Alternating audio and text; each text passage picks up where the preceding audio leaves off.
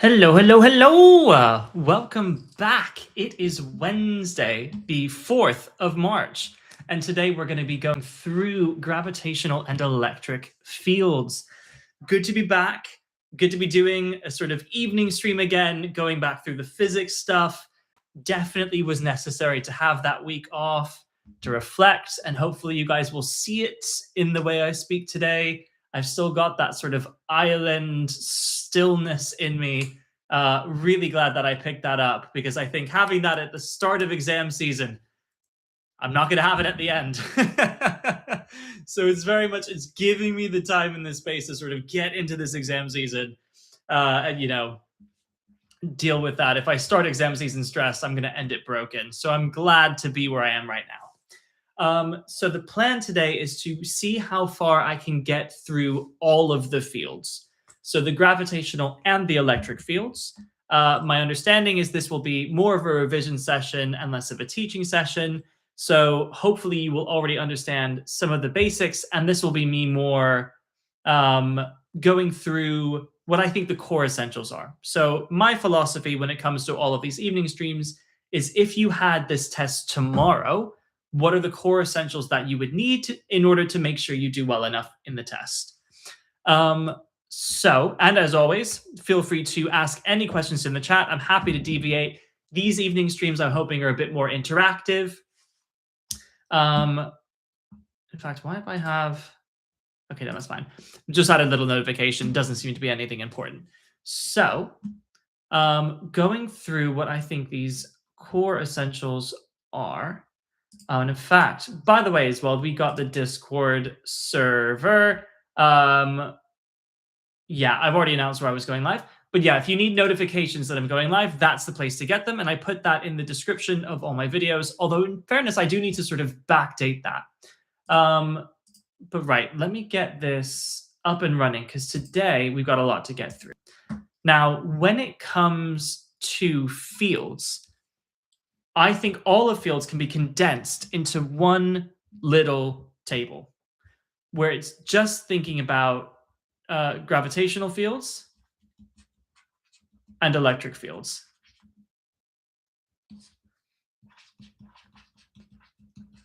We know that gravitational fields act on masses, and we know that electric fields act on charges. And when you're discussing fields, there's only really two things you need to consider.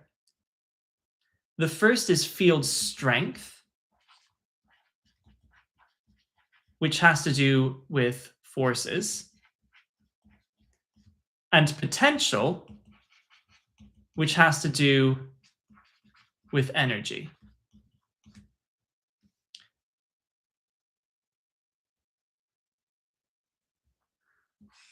So going through this,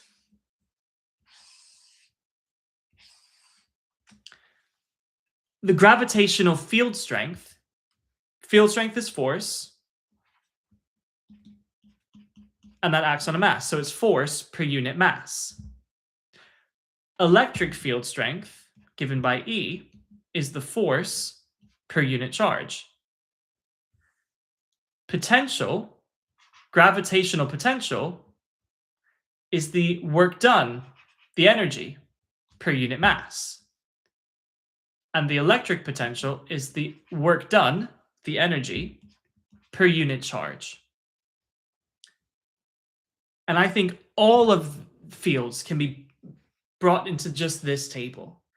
Because usually the hardest part, obviously it's pretty self-explanatory whether you're dealing with gravitational or electric fields. But sometimes in terms of the approach, it can be difficult to understand in terms of forces or in terms of energy. And I think doing that very explicitly can help you make sense of questions that maybe don't make sense otherwise. What we can also say, when we're talking about forces, we know from Newton's law of gravitation that the force of gravitation, F equals gmm over r squared. And given that the gravitational field strength is the force per unit mass, that gives us that G is equal to gm over r squared. So that's just a little bit we can add in here. And similarly here on forces in electric fields, we have F equals Q1, Q2 over 4 pi epsilon naught r squared. Some of you may know that as K Q1, Q2 over r squared. And what this also means, because it's the electric field is the force per unit charge, we can say that the electric field strength is given by Q1, Q2, not even Q2, it's just Q.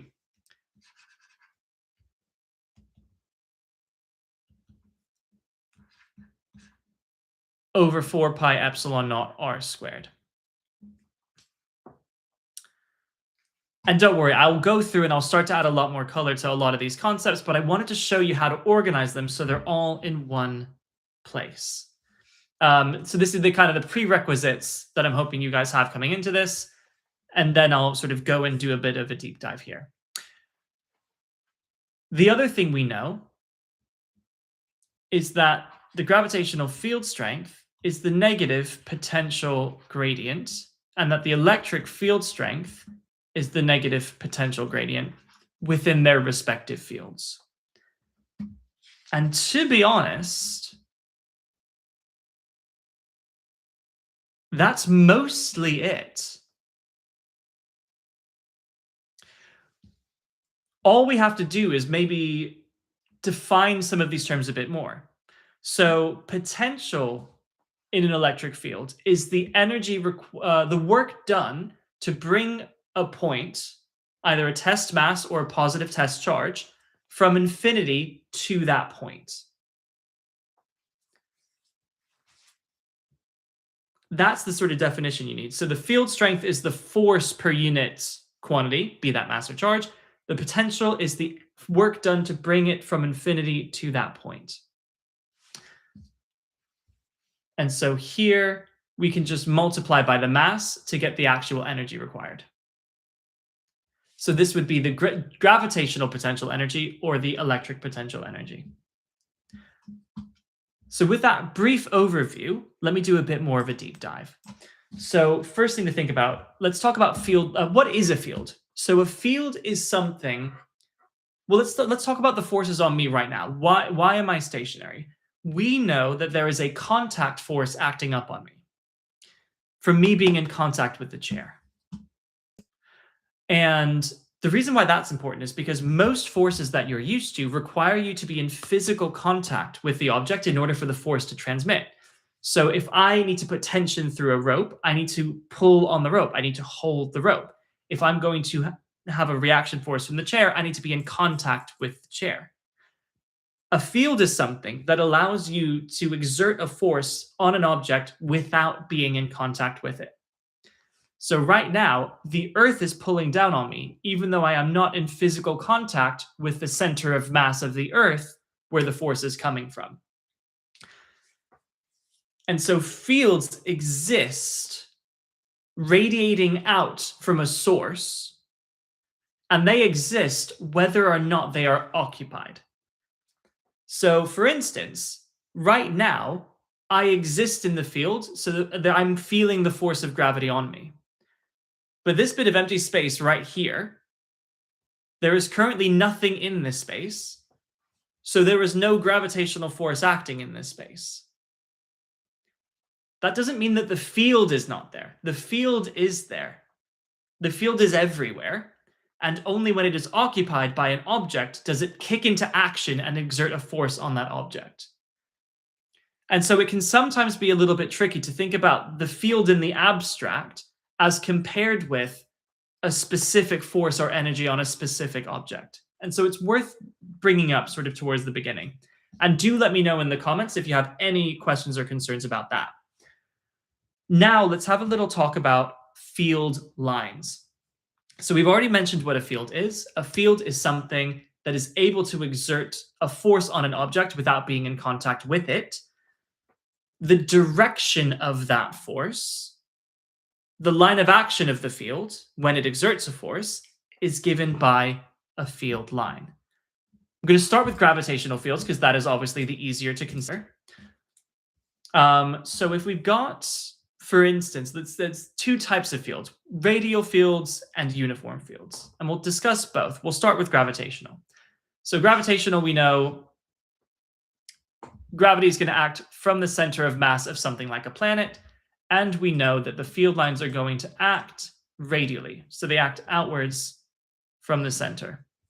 Strictly speaking, you can't go within the planet. So we're just going to draw them radially outwards like this. And so what these do is these show the line of action of the force of gravity if you were to place a test mass in that field. We know that gravity is always attractive. We know these field lines are acting in towards the center. So all of these arrows give the line of action that a test mass would move in if they were hypothetically placed in that field. But remember, the thing to consider is that those field lines exist whether or not you place something in the field. So just remember that the field is a permanent thing. And you know as well that the density of these field lines, the closer together these field lines are, the stronger the field is at that point. Field strength is a measure of the density of the field lines, how close together those field lines are. And so the closer together they are, the stronger the field. So if this is a gravitational field, we can see that the field lines are closer together here at the surface, which means that the gravitational field strength is stronger there at the surface. And as you move out radially, we can see that those field lines get further and further apart, which means that the gravitational field gets weaker. And this kind of makes sense. This kind of explains this G equals gm over r squared. We can see as you get further away from the center of mass of the object, then the field strength is going to decrease because the field lines get further apart as they spread out in space.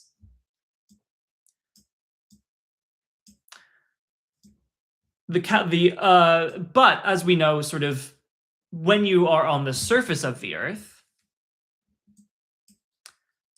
you don't see this entire sort of sphere that the Earth is. No flat Earth jokes, please. So what we actually see is a sort of flat surface as we experience it. And that's when you get a uniform field. And the hallmarks of a uniform field are parallel lines, evenly spaced. Now, I've seen some questions dealing with maybe there's some like higher density material there, or there's maybe a hole there, something like that. And in that case, it's worth knowing that if something is denser, because it's gm over r squared, if we have, actually no, there's a better way of explaining this, which is to explain G in terms of the relationship between little g and density. I'm going to take a quick pause because I'm getting a scheduling text that I need to reply to.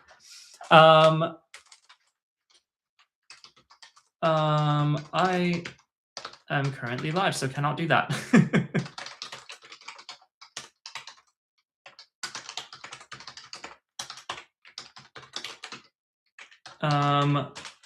Right. So showing that relationship between, and I think this is really cool, by the way, because this explains, this is what we've talked about so far, is all about the gravitational field coming out from the surface of a planet. But it's also worthwhile considering how the gravitational field strength varies within the planet. And to do that, we kind of consider, well, actually, no, let me do this differently. So we know that G is equal to gm over r squared.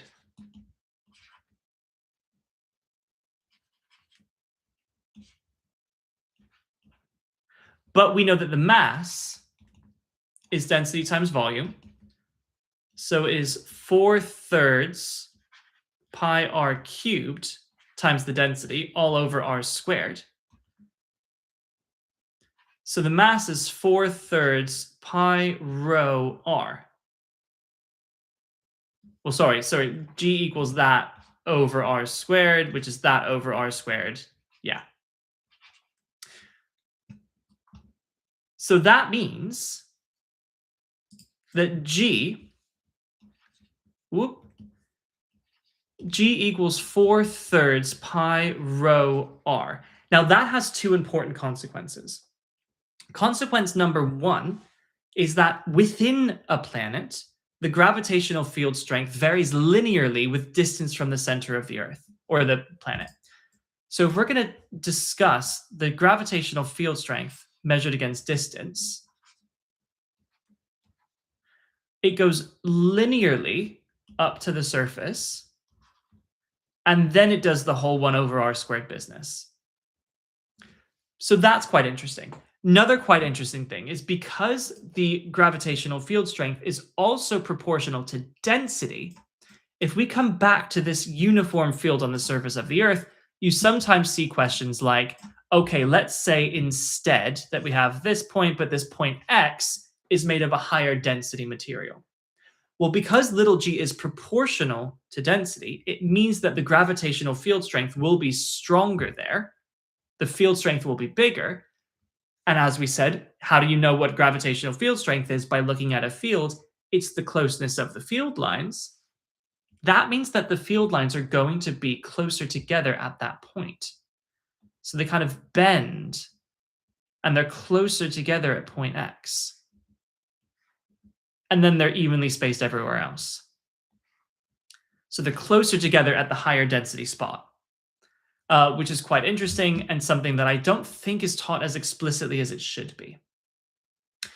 Right. Is there anything else to talk about when it comes to field lines specifically? I don't think so.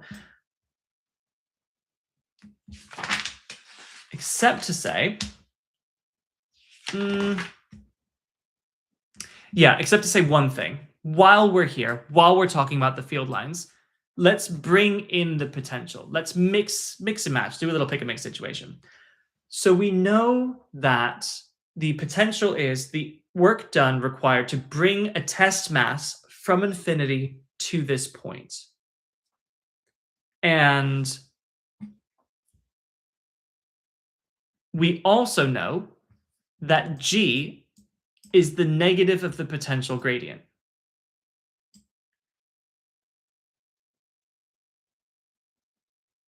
So what we know is that if we were to, because these field lines are attractive, we would have to do work in order to move along a field line away from the center of mass of the planet, and work would be done by the gravitational field to move along the field line towards the center of mass of the planet.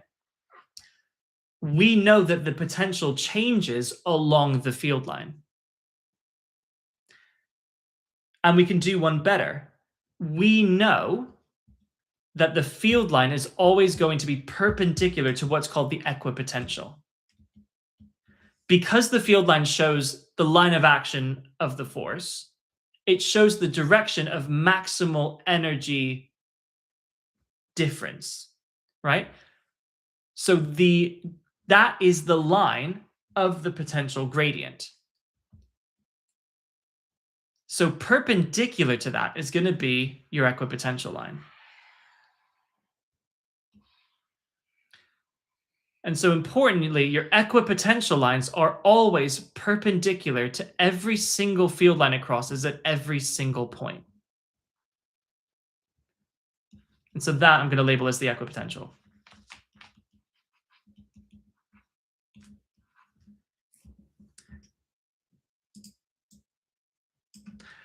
So in this case, work would be done to move it from this equipotential to this further away equipotential.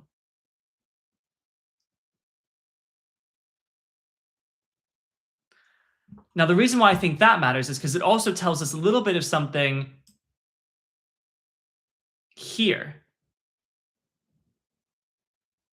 where we know that one of the reasons why these lines have to be perpendicular to the surface of the Earth is because we know that the gravitational potential is the same everywhere on the Earth. So that means the surface of the Earth is an equipotential line and must be perpendicular to the field lines. So the field lines must be perpendicular to the surface of the Earth, which I find quite interesting. Okay, so then we've got our F equals gmm over r squared, which we've already talked about. This can be used in interesting ways. For instance, to work out the mass of the planet, or very interestingly for gravitational fields, where that gravitational field acts as the centripetal force for a circular orbit, you can use it to work out Kepler's third law. Am I going to go into that just now? I think I might. Yeah, I'll go into that now. So we know that if F equals gmm over r squared, acting on an object of mass little m, well, that force is the centripetal force mv squared over r. And we can rearrange this, canceling down the mass. We know that gm over r, that is the worst m I've ever drawn in my life. So gm, nope. Guys, I did it. I did a tech. Go me. Right, so gm over r is equal to v squared. And we know from circular motion that v is going to be the distance traveled, which is 2 pi r, all over the time period. So it travels one complete rotation in time t. So that distance is 2 pi r over the time of t. Square that all up. That's 4 pi squared r squared. And this is such a standard proof that I highly recommend that everyone has this memorized. So gm over r is equal to this thing. And you end up getting the classic result, t squared equals 4 pi squared all over gm times r cubed. So this is a classic in circular orbits that says that the further out you are from the planet, the slower you are going to move, and the longer you are going to take, and the weaker the force is. All of these things are true from Kepler's third, from this situation. I think it is also worth then getting into gravitational potential energy, specifically when it comes to escape velocities, which I get asked about a lot.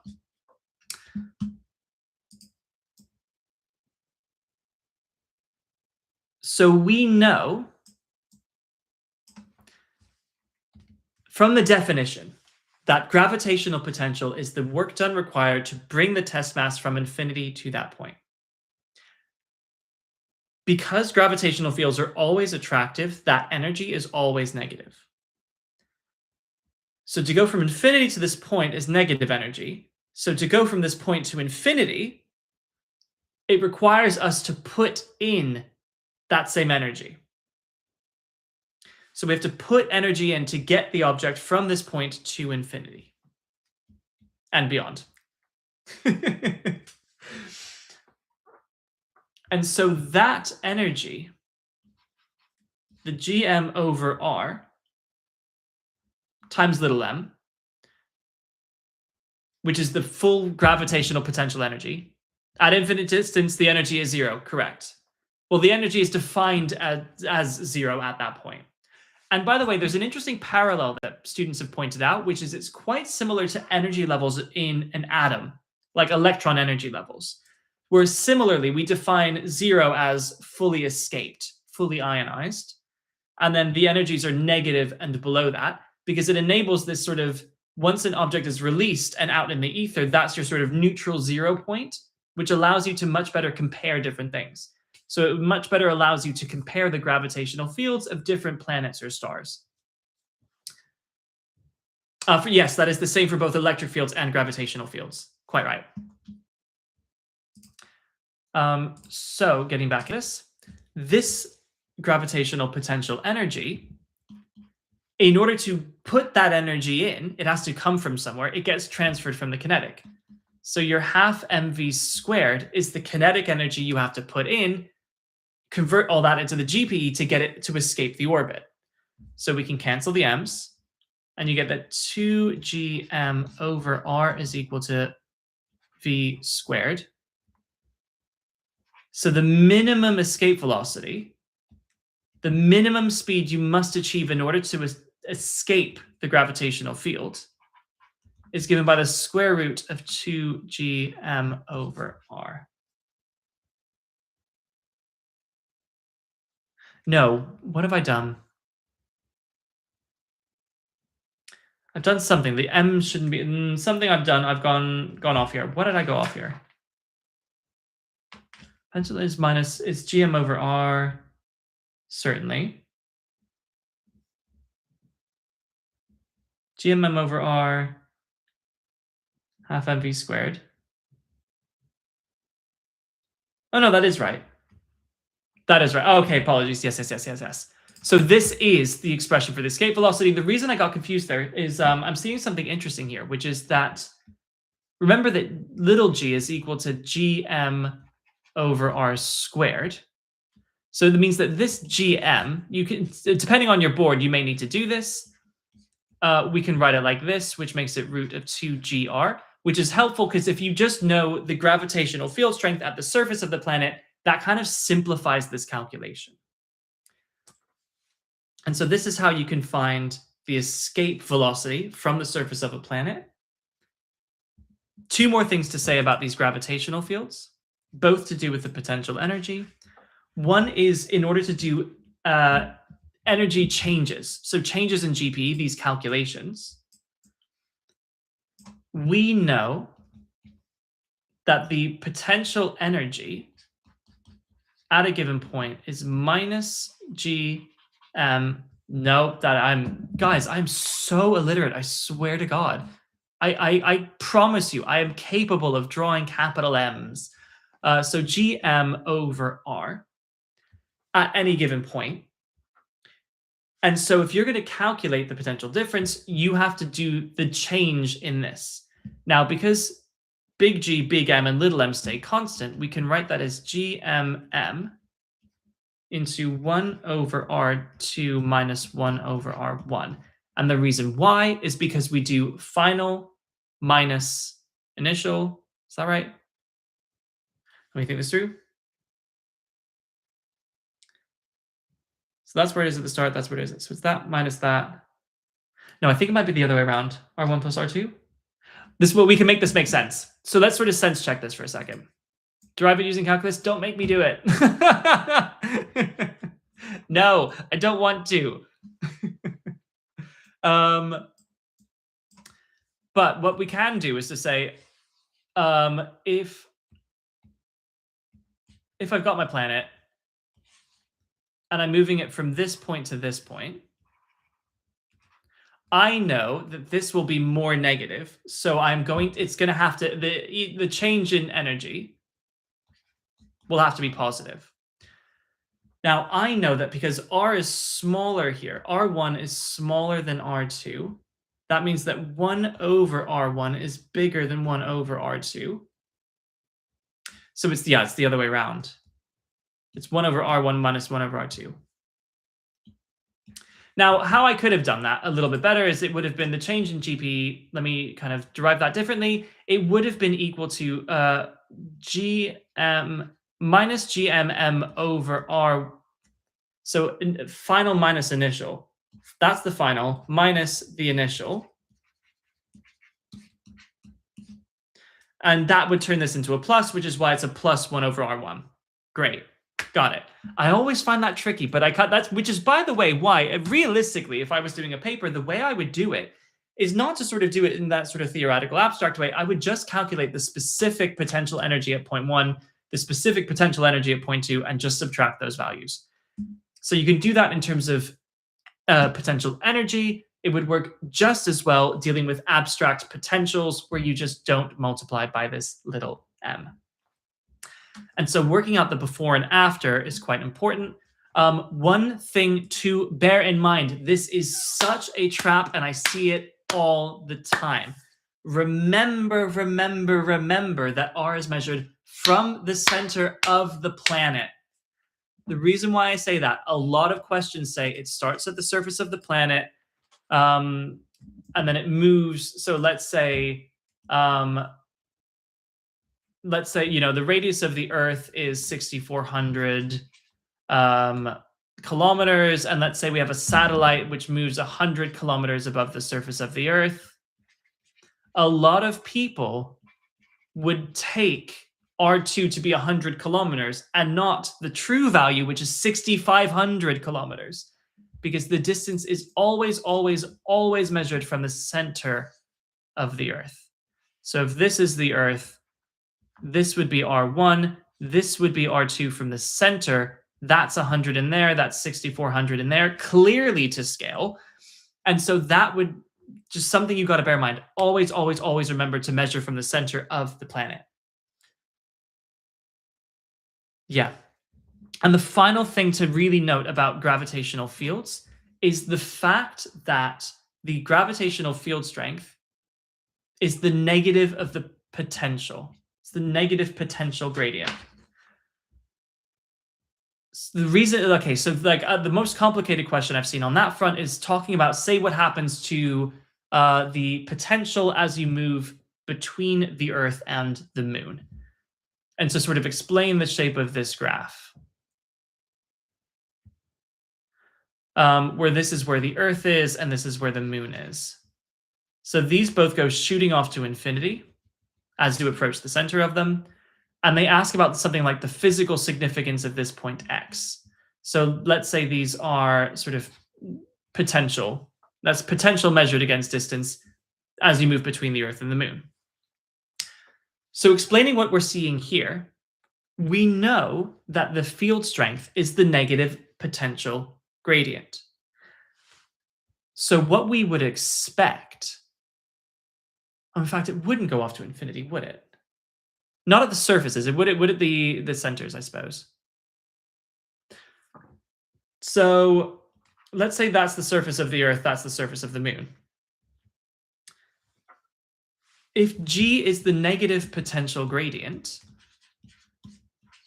we know that G is stronger on the surface of the Earth than it is on the surface of the Moon. And what that means is I expect the gradient, the potential gradient, to be bigger at the surface of the Earth than it is at the surface of the Moon.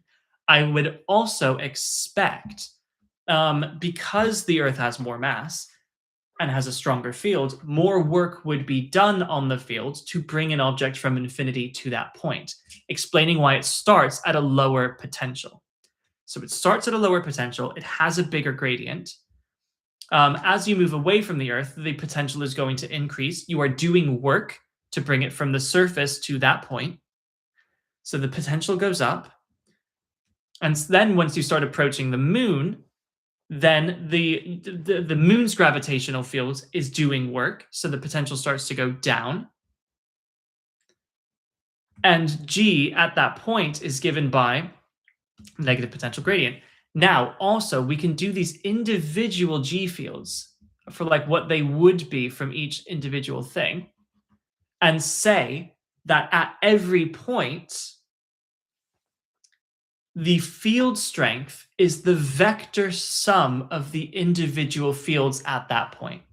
In other words, at point X, there is a gravitational field acting towards the Earth, and there is a gravitational field acting towards the Moon. And those two together would produce a net field. Now, we can talk about the significance of this point X because we can see that is where it's gone flat. The potential gradient is 0, so the net gravitational field is 0. So in other words, this is the point where the gravitational fields exactly cancel out between the Earth and the Moon, and that is where you would sort of float and feel no net gravitational force in either direction. So that's the significance of point X. How do you derive that? That it's the negative potential gradient. Excellent question. So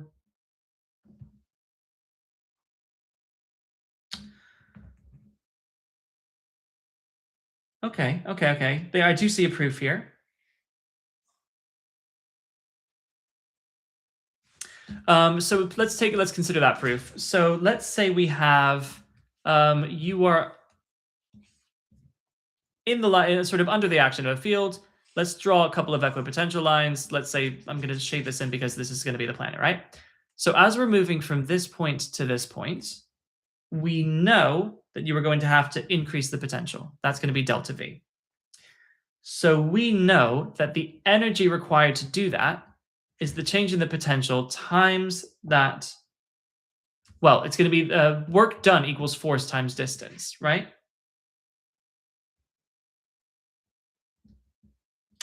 So the work done is force times distance to move the delta R.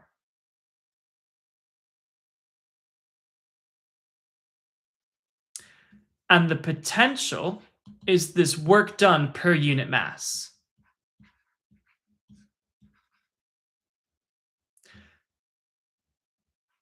Which means that F is equal to M times delta V over delta R.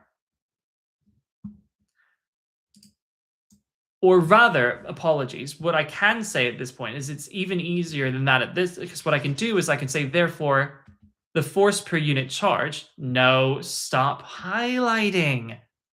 I can say that this force per unit charge is given by delta V over delta R. And this is the force that you would have to put in. That's the force you do to overcome the gravitational force. So the gravitational force acts in the other direction. So therefore, the gravitational force is delta V over delta R, which is it's negative of G, right? So that's where that comes from. I'm seeing a breakthrough moment. I love to see it. So that's that. It comes from the definition that work done is force times distance moved. And then potential is that work done per unit mass. What's the importance of the negative? If you think about it, this force is the force per unit mass that we have to put in to overcome the gravitational force acting in the other direction. So the negative sign is just direction, given that these are forces, which are vectors.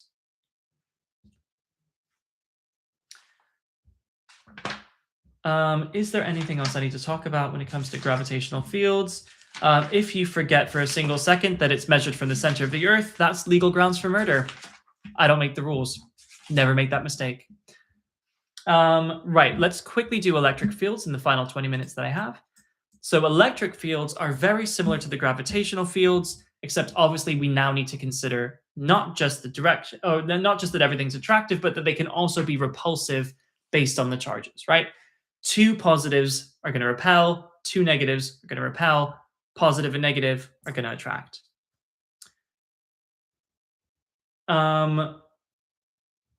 So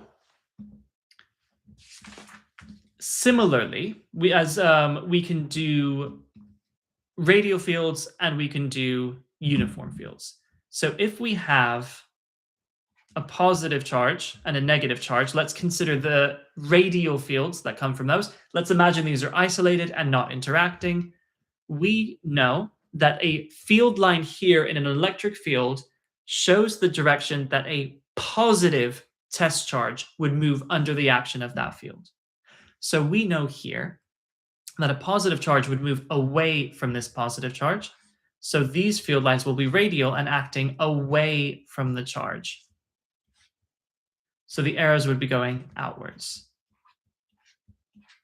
And similarly, we know that here they would be attracted into the negative charge. A positive test charge would move towards it. So field lines go away from positive charges and towards negative charges. Similarly, we can see that as we spoke about with the gravitational fields, you can see magnetic the field strength by the density of these field lines. So you can see as you approach the surface of this charge. Thank you very much, sir. So we can see as you're at the surface of this charge, look how close together the field lines are. They're very close together, which means the field is very strong at the surface. And as you move away from the surface of the charge, the field lines move further apart, and so the field is less strong there, which again gives credit to this F equals K Q1 Never worry about disturbing me. I actively enjoy comments. I'm here for this is why I don't do YouTube videos. I do lives. I want there to be chat. I want you to ask questions. I will deviate. Like if you have a specific thing you want to ask, feel free. So KQ1, Q2 over R squared. That sort of is why this R squared relation, it's not like why, but it's one way to sort of see qualitatively that this R squared relationship, this inverse square relationship exists. The way to get uniform fields in electric fields is to have parallel plates. So whenever you have parallel plates, you know you're going to get this uniform field going from positive to negative. And in this case, we have this equation, E equals V over D, where V is the voltage between the parallel plates and D is the distance between the parallel plates. Now, importantly, this electric field strength, we can see these field lines are uniform, they are parallel, they are evenly spaced. Because they are parallel and evenly spaced, the density of the field lines is constant everywhere. So the electric field strength is constant everywhere.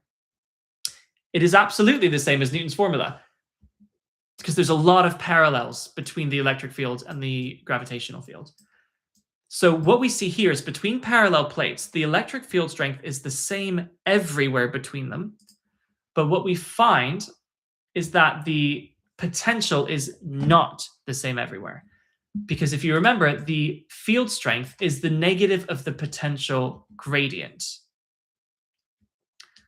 So that's negative dV/dr.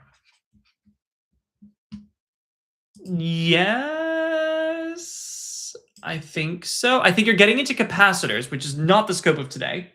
But yes, that is true. So what did I want to talk about here? So the main thing I want to say is, for instance, because E is constant, it means there is a constant potential gradient. In other words, the potential varies linearly between the parallel plates.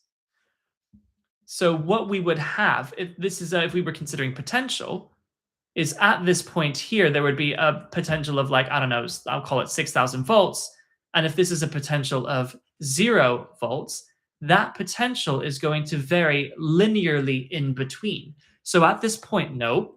So at this point, halfway in between, the potential would be 3,000 volts. So the potential varies linearly between parallel plates because the electric field strength is constant between the parallel plates. So just one thing to bear in mind there.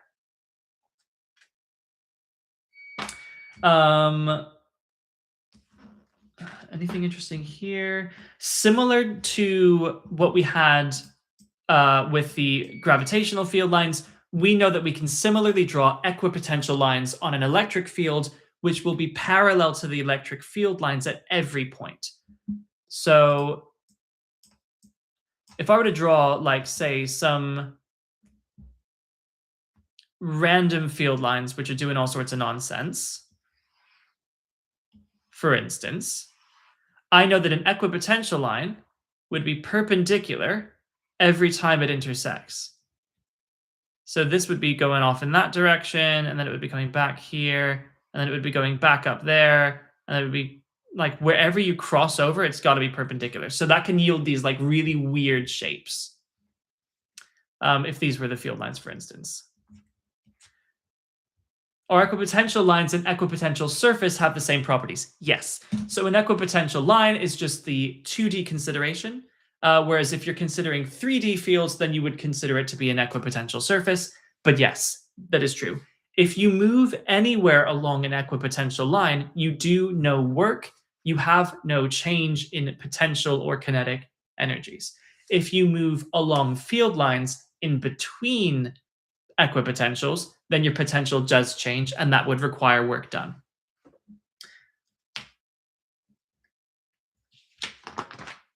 We have our Coulomb's law, which we saw F equals, yes, there is something that's important here. So sometimes they get you to consider the distance, the forces, for instance, between 2 point charges. So a classic one here is, for instance, an alpha particle being fired at a gold nucleus. So if we have our alpha particle being fired at our gold, We know that the atomic number of gold, I think off the top of my head, is 79. To be quite frank, I don't really care if that's wrong. Just you would use the correct number otherwise. But here we know that an alpha particle is +2. We know that a gold nucleus, I'm going to call it +79. We can work out the force of repulsion as it approaches the gold nucleus. So the distances would be measured from the centers of mass of the 2-point charges. Let's say that was a distance d.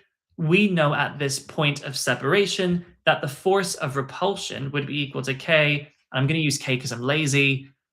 The q1 here would be, importantly, no, oh my god, I am so bad at clicking the right buttons. All right, it would be 2e for the gold nucleus times the charge of 79e for the, 2e for the alpha particle and 79e for the gold nucleus, all over d squared.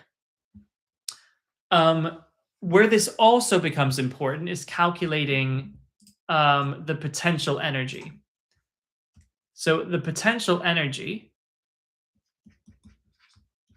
is given by k q1 q2 over r. So the potential energy in this case would be given by k times 2e times 79e all over just d. And that's important because that is the electrostatic potential that gets, because those things were starting very far apart, and then you bring them together, right? So you have to increase the potential energy from 0 to this value. So in order for the alpha particle to make it that close, it needs to have that much energy in the form of kinetic energy. So that is the kinetic energy required to bring it to that point of closest approach to the gold nucleus.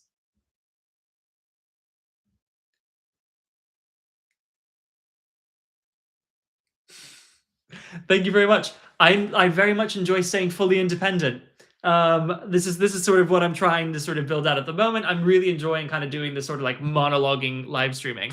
And I have a very thriving tutoring practice, so I'm quite okay. But thank you very much for approving of the teaching style. Now, the other thing we can consider is, and again, never apologize for interrupting. That's literally the point. You are the ones who are here. Okay, so point charges. So this is when you're considering 2-point charges interacting. Sometimes instead, they get you to consider just an electric field emanating from a single point charge. So let's say we had something like a Van der Graaf generator. We've got something here which has charge. We can calculate the field strength at a given point, where again, you've got to remember at that point, the distance is not the distance from the surface, it's the distance from the center. Ooh, interesting. I will have a little look. Thank you very much for suggesting. So here, you got to remember that the distance is not the distance from the surface, it's the distance from the center. And at any point, you can work out what the force per unit charge would be and what the energy, the potential energy per unit charge would be to bring the object from infinity to that point. And I'm trying to come up with, are there any good questions on that? Oh, yeah, there are. There's some good ways to sort of, yes, distance does equal r plus x. I think we get some interesting things. If we talk about electric potential for a second, I'm going to find...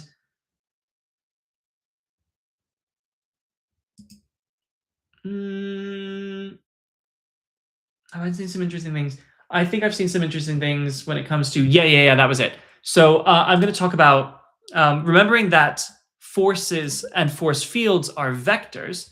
Let's consider what happens. So for instance, let's consider multiple point charges and how they interact, right? So let's say we've got a kind of square array.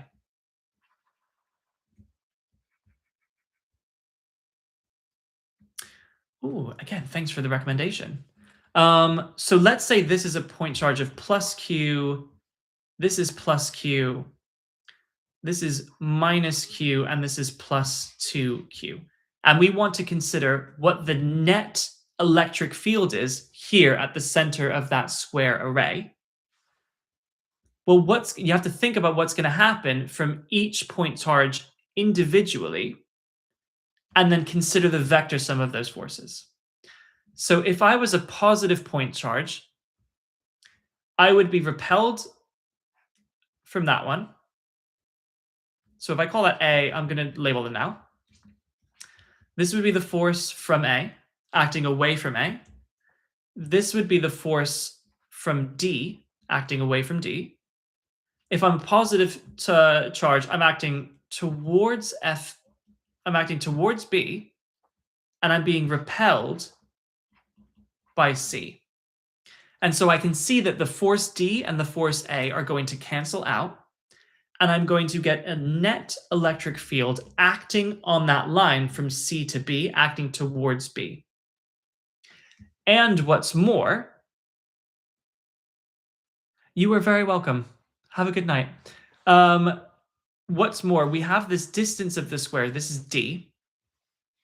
What we can do is we can calculate, if that is distance D, we can calculate the distance to this point on the center of the square. So this, by Pythagoras, the distance from C to B would be root 2D. And then to the center of the square would be half that. So that is the distance.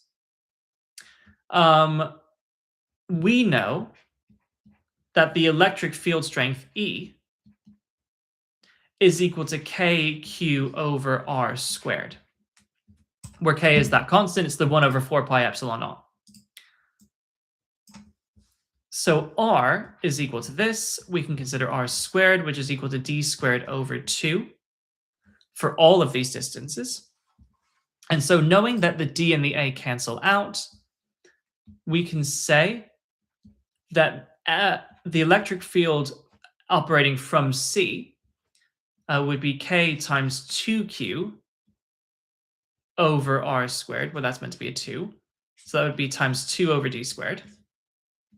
And we know the electric field coming from B would be k times minus q times the 2 over d squared. And so combining those,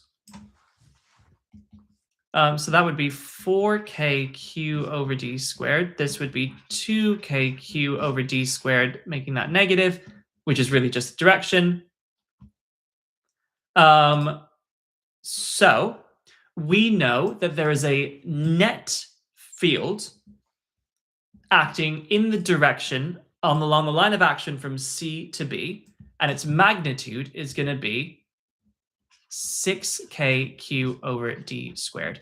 So that's just something I find can trip people some up when it comes to electric fields.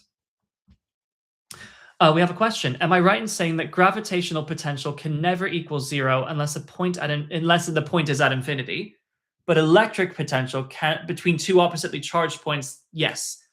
So for instance, so here's the question being made. We know, for instance, if I have a gravitational field, because gravitational fields are purely attractive, they will always be negative. To bring a point from infinity to that point would always be done. So it would always be negative, and it could never be 0 anywhere apart from infinity. But if you are quite right that if we have two charges, let's say they were, if this was like plus q and this was plus 2q, you are quite right that there would be a point in the middle where the potential would be 0. No, two oppositely charged. No, you're right about that. Sorry, it is two oppositely charged. No, is that the case? No, no, I think they have to be the same charge. And I think they have to be the same charge, because remembering that the field strength is a negative of the potential gradient. Oh, no, it's the... No, you are right, because here, at the surface of here, the potential would be positive. So if we consider if this was like what the situation we had, if we were going to draw a potential times distance graph, we know, whoop, hold on a minute. Oh, guys, I tried to press a button. It's my absolute nemesis buttons. So if we have the potential, we know here there would be a positive potential, which strictly speaking would go off to infinity. Here there would be a negative potential, strictly speaking, going off to infinity. But if that's positive and that's negative, somewhere in between, you are right, the potential has to cross through zero. The field strength for gravitational and electric fields in these two scenarios could equal zero in both. If they are opposite, then the point of zero potential should be outside the 2 point charges, right? Not in between them. I'm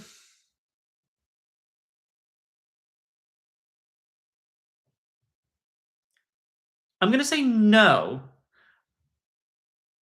You are so late. I'm going to say no. I'm going to say that because you would have to do... No, because, yeah, at the surface of the positive charge, it will absolutely be positive. At the surface of the negative charge, it will absolutely be negative, and it is continuous in between.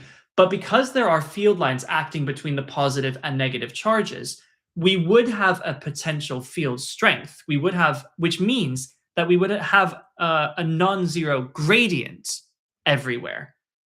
But here it would be zero in between. There are other places where it could be zero as well. So you could consider, so everywhere in between you would experience a force. But if you were considering, for instance, where the force is zero, you're right, that would not be in between, that would be on the outside. So if these were, for instance, different sizes, you might have something here, a point here, where the point of attraction to the negative would be outweighed by the force of repulsion from the plus q. So sometimes you need to be, this is why you've got to be so careful, like I said, right at the start. Am I talking about forces or am I talking about energy? And so that's one of the things that really trips people up about fields. You have to have a very different hat for forces and for energy. But right, hold on, what I'm going to do is because I've got a person who is meant to be starting at 6:30. So what I'm going to do is I'm actually going to I'm going to start the Zoom session so I can keep an eye on when they join the room / if they join the room. And if they don't join the room, I can carry on. But what that means is I can kind of maximize my time with you guys. And then the second they arrive, I'm going to just like peace out. So if you have any other questions, do ask them now. In theory, I should be ending soon. I like that you're throwing me these questions because these are letting me sort of like add some clarity to some of the topics. Already covered this, but what would be the best way of finding no points? I'm going to assume you mean... Yeah, exactly. That's exactly what you would do. You would solve the quadratic.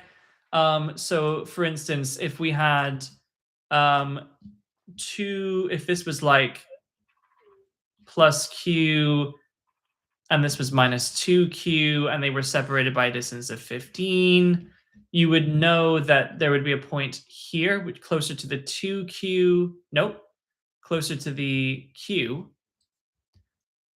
where the potential would be 0 because the minus 2q would dominate. And so if we called that x, then we know that the potential here, which is kq over r,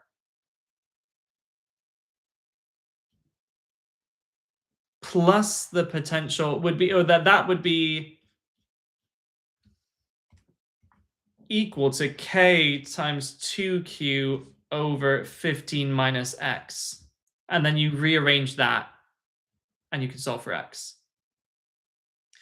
Would there be a null point? It depends on what you like. A null point, because the field lines always go straight. There's no null point. It depends. So I can't... getting a little tongue-tied about the exact definition of a null point. So if you're meaning zero electric field, then you're right. That's not what this would be. This is finding the point where the potential would be 0. So by null point, do you mean where the potential is 0 or where the force and therefore the field strength are 0?